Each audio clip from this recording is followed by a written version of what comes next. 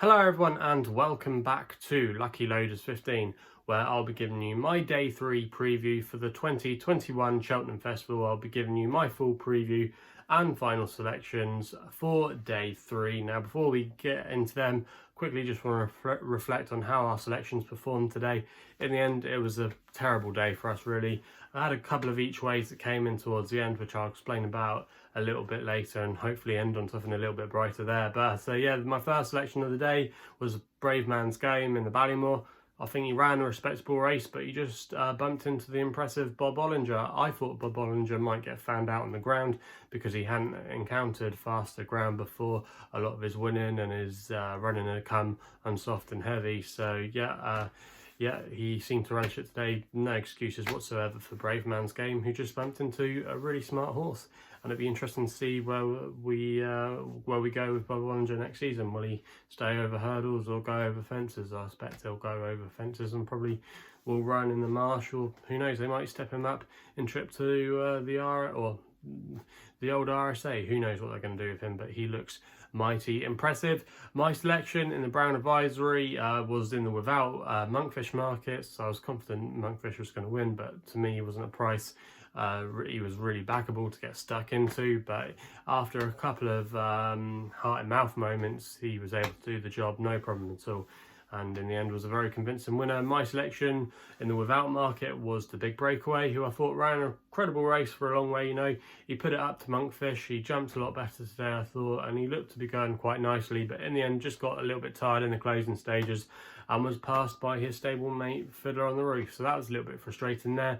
My nap Thomas Darby could never get it competitive at all today, was out the back for the majority of the race, and in the end you needed to be handy. Nothing came from the back of the field at all. It was all about Heaven Help Us, who controlled the race from the front, and in the end was a very convincing winner, so that was frustrating there. The one that I was most frustrated about today really was So Royale, who I think was really badly inconvenienced when he was nearly taken out of the race by Rouge Fifth with Gavin Sheehan aboard. If you go back and watch the race, he was really badly squeezed, So Royale, against the rail, and I think he, if he'd hadn't had that interference, I think he would have definitely been challenging for the win, because he rallied really well. He was shuffled back, but he still was able to rally and finish quite a close 5th place in the end. He wasn't that far beaten at all. So I think if he'd had got a little bit of a smoother passage, I think he definitely would have gone close to win, and I really do think that. And it's just frustrating as well, because it was the first time he ever had his ground really in this race. Before, when he ran a blinder a couple of years ago, it was on soft ground, and that just necessarily isn't his bag. But yeah, a little bit frustrating there for So Royale. In the cross country, we put up Hogan's High, was out the back, but in the end just probably didn't have the stamina and the gears to live up with them. But it was great obviously to see Tiger Roll bounce back to form, and I know a lot of people are saying it's really disappointing that we're not going to see him in the National now. You have to think on that evidence he would have been a major player, but hey, you have to respect the O'Leary's decision. Now to the good points of the day. The last 2 selections were a little bit better. We put up on the slopes in the Grand Annual, and I thought he was going to win at one point. He gave Tom Cannon a great spin up on the front end, you know, and in the end he just got clawed back over the final fence by Sky Pirate, who'd been a horse that I'd followed on his last couple of occasions, but I abandoned him today because I thought he was a little bit too high in the weights. But I'm not complaining. We put on the slopes up at 22 to 1 each way, and he was able to get rid of some of the damage anyway. And then in the champion bumper, we put up 3-Star Life. In the end, finished 4th with the extra places at 10 to 1. Ran a respectable race, but Rachel Blackmore nicked it on the front with Sir Gerhard. And the end wasn't for passing, but 3-Stripe Life, to be fair to him, he was very keen early on. He didn't settle at all until later on in the race, where I think really his chance had gone. But yeah, I think he ran respectable, considering he wasn't happy on the way down to post. He was given all sorts of problems to Jack Kennedy. But yeah, I think he'll be one to definitely follow next season. So all in all, not a great day. We're still looking for that elusive winner. I know some of you would have found winners, obviously. Cheltenham can be a little bit of a tough jigsaw puzzle sometimes. I know I could have gone with a couple of short price favourites, but it's not always the way that I go. However, I should say, going into day 3 tomorrow, we are going to be starting with a short price favourite, and the first race tomorrow is the Marsh Novice's Chase. the 120. To be honest, I think Envoi Allen will take all the beating here. Obviously, now with Henry de Bromhead after moving from Gordon Elliott's stable. However, it's good that I think they're keeping Jack Kennedy aboard. He's got a fantastic relationship with this horse. He's been so impressive, Envoi Allen, since going over fences this season. He's 3 out of 3. He's undefeated in his career. He won the Ballymore last year. He's versatile on all kinds of grounds. Yes, maybe he hasn't beaten too much this season over fences, but I think the time when he beat January Jets, Darren Royal, that form actually hasn't worked out too badly. So yeah, I think, to be honest with you, Envoi Allen, he's clear on ratings, 164. There's nothing really to worry him in the race, in my opinion. Tomorrow, Shamblu, not sure about him. I think he might have shown some of his better form earlier in the season. Chantry House would probably be the one I would say would follow Envoi home. But to me, I don't know about Nicky Henderson's stable at the moment. I know they had Shishkin win for them, but they've had a few big flops over the last couple of days that haven't run so well. So yeah, they're a little bit in and out. And he did run a weird race on his penultimate start at Chantry House. So I don't know where we would be with him. But yeah, Envoi Allen, I think he'll take all the beating tomorrow. And just as my first tip of the day, hopefully we can get a winner on the board. I'm going to recommend a 2-point win bet with him there. And he's currently available at the time recording at 8-15 with SkyBet. They've actually drifted him out a little bit, hardly anything, but I think that's a backable price there, and one definitely to stick in to the multiple bets if you fancy him. We then go on to some bigger prices, and to be honest, I fancy quite a lot of bigger price horses tomorrow.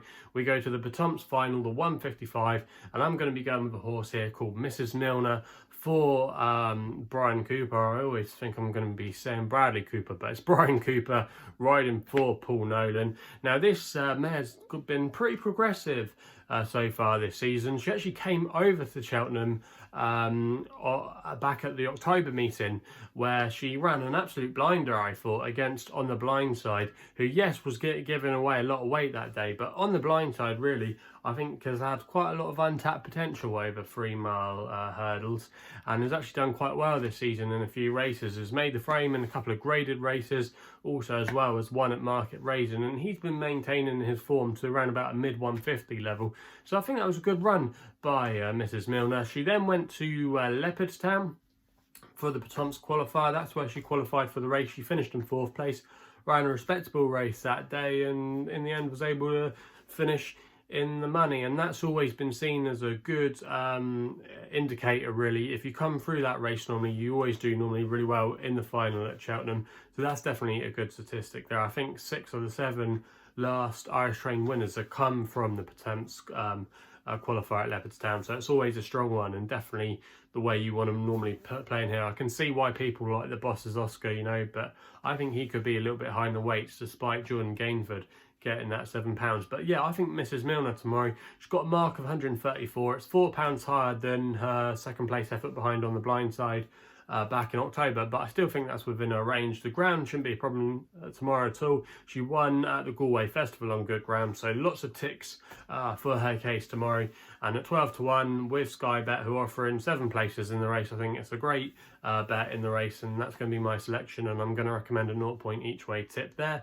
We then go to the Ryanair, which looks a very competitive race, the 230, and I'm going to take a bit of a flyer one here. I'm going to put up Kalashnikov, which I couldn't believe it for Jack Quinlan and Amy Murphy was such a big price, is actually available at 33-1 with Betfair, who are offering 5 places in this race, and I'm going to recommend a 0.5 each way selection here. Now, I think the key to Kalashnikov tomorrow is going to be this ground. When he's at good or good to soft ground, that's normally when he's produced some of his career best.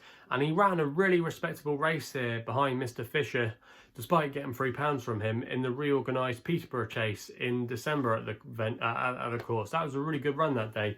But I just think Kalashnikov got there a little bit too early, and that was on ground that he wouldn't have liked. I know Mr. Fisher likes a better surface, but so I was really impressed by the run of Kalashnikov, and there is some substance to that form, as Clondor Castle was a winner of the Grade 3 handicap at Kempton a couple of weeks ago. So that was a good run. On ratings, he does have to improve a little bit, but like I said, the ground is really key to him. He's run well at Cheltenham in the past. He finished 2nd in the Supreme a few years ago behind Somerville Boy. So there are a lot to like about his chances tomorrow, and he also as well, he wears the first time tongue tie. But like I said, I think when the ground is good or good to soft, which it will be tomorrow. Not really forecast. They haven't really forecasted any rain tomorrow. There could be a little bit of a shower, but they're not really worried about it at all. Should be dry. I think the ground will be right up his street tomorrow, and I think over this trip, that's where he'll come into his optimum. And I think at 33 to 1, 5 places on offer, I wouldn't be at all surprised if he made the first 5. And I think he'll give us a cracking spin for our money. So that's going to be my tip in the Ryanair. We then go to the Stairs Hurdle, and this is where my next best is going to be coming in here. Now, I think this is quite a wide open competitive race, but I'm going to take a chance here with my next bet of the day with Lisnagar Oscar for Harry Skelton and Rebecca Curtis. Now, this horse was a bit of a surprise winner of the race last year when he won at odds at 50 to 1. But I don't think that wasn't a fluke at all. I thought it was a really credible run and a credible performance. He'd had some good runs in the bag before in his career. He finished 3rd in the Cleve Hurdle the time before that. So, yeah, it was a good run coming into to the festival last year. And yeah, despite obviously not maybe living up to form this season, I thought his last run at Haydock in the Rendlesham behind Third Win was actually a good run. He had to give £6 away to Third Win that day, and it just looked like he was really having a prep run for the Stairs. He also as well, it'll be his second run after a wind up, and that's always a good angle in. I'm not sure why, but I think for like psychological reasons, horses tend to find that they kind of get the hang of the fact that they've had a wind up and normally perform a lot better on their second run. So I think this horse does have a good chance tomorrow. And again, the key to him will be good ground. And this is the angle I think you've got to be looking in for tomorrow. You want to be looking at horses that will like these conditions. And Lisnagar Oscar, a lot of his best form has come when there's been good or good to soft in the ground. So again, he's going to like it. We know he handles the trip fine and he can stay really well, strong stare. And I think tomorrow 11 to 1 with PaddyPower, who are offering a mighty 5 places. I think that's a big price for this horse, and I think he'll go really close. And Rebecca's Curtis horses have been a little bit in and out of form this season, not quite as prolific as they were last season, but they did have a nice winner at Stratford on Monday with a horse called Joie Breslen when Brian Hughes was aboard that day. Yeah, I think there's a lot to like about this horse's chances tomorrow. I think he'll be spot on for the occasion as well. I think it was quite an eye-catching run last time at Haydock, and it'll just have him spot on for the Stairs, and I think he'll go very close. So that's going to be my selection there. In the 305, the Stairs Hurdle. We then go to the Plate, a very competitive handicap on paper. You can give a lot in here with chances. You can give all of them, or the majority of them, a chance, but I'm going to take a bit of a flyer on one here. He's going to be my long shot of the day, and that is Kiltealy Briggs in the Plate for Adrian Heskin and Jamie Snowden in the colours of the McNeil family name. Currently back him 40 to 1, and that price was available with PaddyPower and Betfair, who are offering 6 places on the race. Now this horse, Kiltealy Briggs, is actually a novice, and novices have a good record in this race. You've got to go through the likes of Simply the Bets, and also as well Cyril Delac. They were young horses that were coming through, and I always like normally the angle of novices coming into this race. And Kiltealy Briggs, to be fair to him, I think has run some good races so far this season. He ran an encouraging race behind Who Shot the Sheriff earlier in the season at Carlisle. His run at Ascot I thought was fairly credible, where he bumped into Allard, who I think would have been a smart horse if he turned up at the festival, and also as well Fiddler on the Roof, who has run 2 solid races since then behind Next Destination and also today Monkfish. So there is some substance to that form, and I think off a mark of 139, I think that's a fair mark. Now I know he did make his handicap debut in the Masters Chase at Sandown back in February, but to be honest, I just don't think he quite stayed the trip that day, and dropping back down in trip to 2.5 mile will really suit him. He has run some good races in the past earlier in his career on good ground, so it shouldn't be a problem really for me. And if Adrian can get him into a good prominent position, which he's been ridden in the past, it might just suit him tomorrow. It's normally good to be prominent in these Cheltenham handicaps because it can be a nightmare coming out from the back. So yeah, a lot of things in Kiltealy Briggs' favour tomorrow. He's the right age. He's got some classy form next to his name, a fair weight and a nice handicap mark. and James Snowden's team haven't been going too badly at all. So a lot to like about their chances tomorrow, and that's why he's going to be my selection in the plate. We then go with my nap, which runs in the Mares Novice Hurdle. Now I'm taking a bit of a flyer here with my nap. It's currently available at 33 to 1, and that was available with PaddyPower and Betfair, who are offering 4 places in this race. Now this horse, my nap tomorrow in the Mares Novice Hurdle, Point Aval, I think it's got a bit of a squeak in this race for Willie Mullins and Brian Hayes. Now obviously on jockey bookings you think that they don't really fancy her. However, I've looked at a few quotes for this horse, and they were actually quite surprised by her win last time out at Punchestown when she bolted up. She was a convincing winner that day, and they were tinkering with maybe going to Limerick with her for a graded novice hurdle, but in the end they decided to come here, and I think that speaks volumes actually, because if you go back and watch that race, she did it really impressively, and I think a fastly wrong 2 miles could be right up her street tomorrow. Now she did have a little bit of a setback which kept her out of training for a while, and that explains why she's 8 years old. You know, you wouldn't normally see too many novice hurdlers at 8 years old, but if you go back through her form, she was actually a bumper winner at Ballinrobe on good ground. So that's one thing that I like there tomorrow, the fact that we know she could handle conditions, and also as well, if you look at her pedigree, good ground runs through her veins, so that's going to help. But there is real good substance to that form at Punchestown, because if you go back through the form, the 3rd and the 4th place horses have both run since and made the frame in some decent affairs. So yeah, I think there's a lot to like about that run last time by Point Aval at Punchestown, and I think you have to sit up and take note of the fact that Willie Mullins has decided to run this horse in this race. We've seen Willie Mullins do really well in this race before with some big price winners. I think he won it when he won it with Eglantine de Soy. I think he had 66 to 1 and 50 to 1 in the first 2. So yeah, we know he can win it with big prices, and he's got a fantastic record in the race. And to be honest, a lot of the horses at the top of the betting, I have doubts on their form. Also as well, if they run too many times this season, and also as well the ground, whereas we know Point Aval will be coming in fresh, and she could still be improving. And if you look at the RPR, what she achieved that day at Punchestown, if you accept RPRs, she's actually run to a level than a lot of the ones at the top of the betting have run to. So yeah, a lot to like about Point Aval's form for this race tomorrow, in my opinion, or chance I should say. And I think at 33 to 1, I think it's a cracking price, and that's why she's going to be my nap of the day. 4 places, PaddyPower, Betfair, 33 to 1. Going to recommend a 1 point each way selection here. I'll be disappointed if she couldn't go close, and I think the way the race could be run will really suit her, so that's why she's going to be my nap.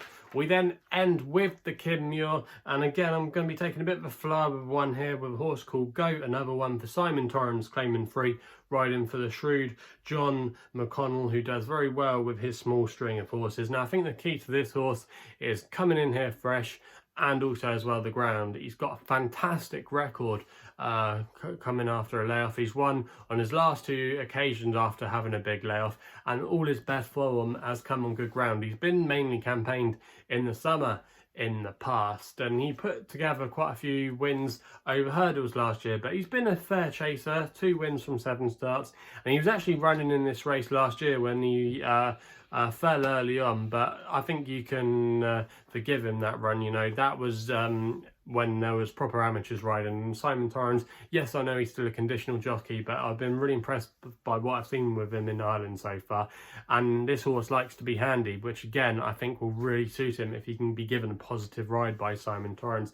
The ground should be in his favour. I think his mark is fair as well of 142, and if you consider the £3 that Simon Torrens is going to be claiming off tomorrow, he's going to be running off the same rating he is in Ireland. I just think he's been kept for this, and I think he's got a great chance of making the frame. Some neck for John McConnell as well, ran a fair race today in the cross country as well. So a lot to like about this horse's chances tomorrow. He's 33 to 1, and that price was available at the time of recording with Betfair, who are offering 6 places in this race. I think that's a big price there, and for me, I'll be disappointed if he couldn't at least make the first 6. So yeah, a lot to like about him, and I'm going to recommend a 0.5 each way selection here. So yeah, a lot of big price horses for day 3 tomorrow. I think that's the way you kind of got to go, but I think a lot of the horses at the top of the market are going to be vulnerable, and yeah, hopefully we can have a good day. So if you're enjoying these videos, please remember to hit the thumbs up button. Also as well, subscribe here to my YouTube channel at LuckyLoaders15. Let me know in the comments box below what you'll be backing on day 3, and if you want to follow me on social media, the best place to do so is on Twitter, where my handle is at LuckyLoader15. And if you want to find out a little bit more about myself, my website address is www.chrisloaderracing.co.uk. So please game responsibly. Hopefully we can have some winners tomorrow, and we'll be seeing you soon.